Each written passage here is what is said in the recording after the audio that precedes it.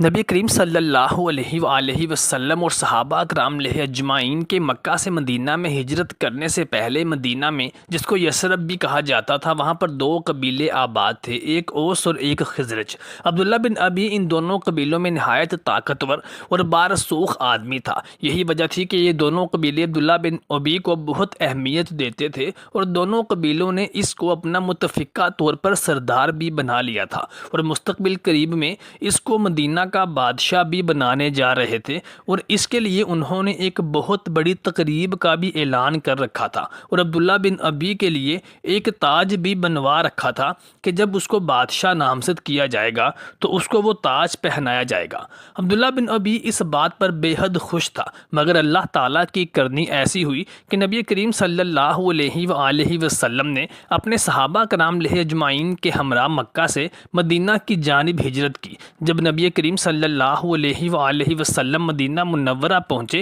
تو مدینہ کی اکثریت نے نبی کریم صلی اللہ علیہ وآلہ وسلم کے ہاتھ پر اسلام قبول کر لیا، اور نبی کریم صلی اللہ علیہ وآلہ وسلم کو ہی اپنا امیر بھی مقرر کر لیا، اور یوں عبداللہ بن ابی کا خواب چکنا چور ہو گیا، اور وہ دل ہی دل میں نبی کریم صلی اللہ علیہ وآلہ وسلم سے اور اسلام سے نفرت کرنے لگا۔ اسی وجہ سے ہی اس کو راس المنافقین کا لقب دیا گیا تھا، اور اس بدبخت شخص کے اسلام دشمن کردار کے باوجود نبی کریم صلی اللہ علیہ وآلہ وسلم نے ساتھ ہمیشہ اس کے ساتھ رحم و کرم کا برتاؤ کیا۔ ایک دن نبی صلی اللہ علیہ وآلہ وسلم اس کے محلے میں تشریف لے گئے تو اس بدبخت شخص نے نبی کریم صلی اللہ علیہ وآلہ وسلم کے ساتھ سخت بد اخلاقی کا مظاہرہ کیا، اور آپ کو اس محلے میں آنے سے منع بھی کر دیا۔ اس کا سب سے مکروہ فعل یہ تھا کہ غزوہ احد کے موقع پر یہ اپنے 300 منافقین حامیوں کو اپنے ساتھ لے کر لشکر اسلام سے الگ ہو گیا تھا، جس کی وجہ سے اسلامی جمعیت کو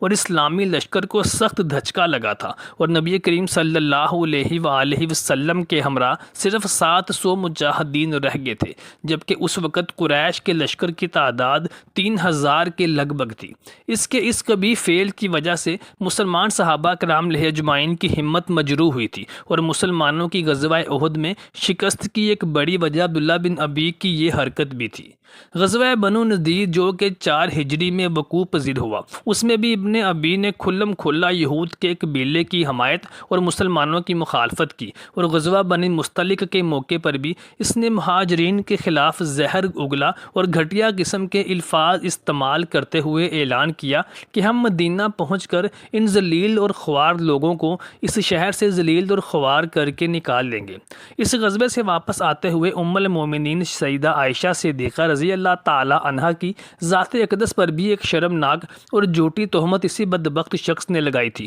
اور اس کے پیچھے بھی عبداللہ بن ابی کا ہی ہاتھ تھا، جس سے نبی کریم صلی اللہ علیہ وآلہ وسلم کو سخت اذیت کا سامنا بھی کرنا پڑا تھا۔ نبی رحمت صلی اللہ علیہ وآلہ وسلم کی شان رحم اور شان کرم یہ تھی کہ آپ صلی اللہ علیہ وآلہ وسلم نے یہ سب کچھ ہو جانے کے باوجود بھی اس کو کوئی سزا نہ دی۔ عمر فاروق رضی اللہ تعالیٰ عنہ نے اس کے منافقانہ طرز عمل کی بنا پر ایک دفعہ نبی کریم صلی اللہ علیہ وآلہ وسلم سے اجازت چاہی کہ اگر آپ حکم دیں تو میں اس کا سر قلم کر دوں، مگر نبی کریم صلی اللہ علیہ وآلہ وسلم نے ارشاد فرمایا کہ اے عمر ایسا مت کرنا، ورنہ لوگ کہیں گے کہ محمد صلی اللہ علیہ وآلہ وسلم اپنے ہی ساتھیوں کو یعنی کلمہ پڑھنے والوں کو قتل کروا رہا ہے۔ عبداللہ بن ابی کے بیٹے کا نام بھی عبداللہ تھا، اور وہ پکے سچے مسلمان تھے اور اپنے والد کے برعکس دین اسلام کے مخلص شیدائی تھے، اور نبی کریم صلی اللہ علیہ وآلہ وسلم کے جانسار صحابہ کرام علیہ اجمعین میں شمار ہوتے تھے۔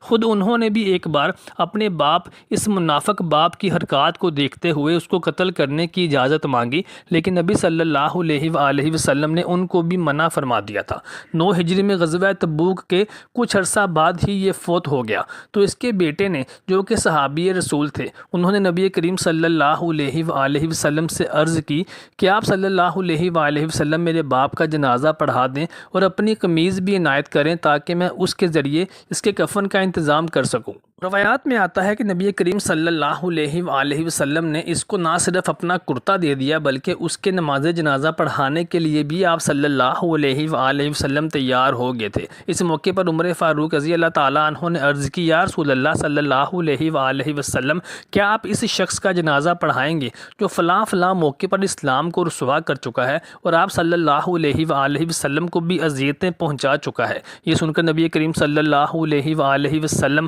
رحم دلی کے ساتھ مسکراتے رہے اور اس کا نماز جنازہ بھی پڑھا دیا۔ لیکن پھر قرآن مجید کی آیت نازل ہوئی جس کا ترجمہ کچھ یوں تھا کہ اے رسول، آئندہ ان منافقین میں سے جو کوئی بھی مرے تو آپ اس کی نماز جنازہ ہرگز نہ پڑھنا، نہ کبھی اس کی قبر کے پاس کھڑے ہونا، کیونکہ انہوں نے اللہ تعالیٰ کے ساتھ اور اس کے رسول صلی اللہ علیہ وآلہ وسلم کے ساتھ کفر کیا ہے اور آیات کو جھٹلایا ہے، اور وہ مرے بھی اسی حال میں ہیں کہ وہ فاسق اور فاجر اور منافق تھے۔ ایک روایت کے مطابق جب حضرت حمزہ رضی اللہ تعالیٰ عنہ کو بے دردی کے ساتھ شہید کیا گیا تو ان کے کفن کے لیے عبداللہ بن ابی نے ہی اپنا کرتا پیش کیا تھا، کیونکہ حضرت حمزہ رضی اللہ تعالیٰ عنہ کی طرح یہ بھی دراز قد تھا۔ اسی وجہ سے نبی کریم صلی اللہ علیہ وآلہ وسلم نے ابن ابی کے بیٹے کو اپنا کرتا عطا کیا تھا۔ غزوہ تبوک سے واپسی کے موقع پر نبی کریم صلی اللہ علیہ وآلہ وسلم اپنے صحابہ کرام علیہ اجمعین حضرت عمار بن یاسر اور حضرت حذیفہ بن یمان کے ساتھ ایک پہاڑی کے دامن سے گزر رہے تھے۔ وہیں پر منافقین بھی گھات لگائے ہوئے بیٹھے تھے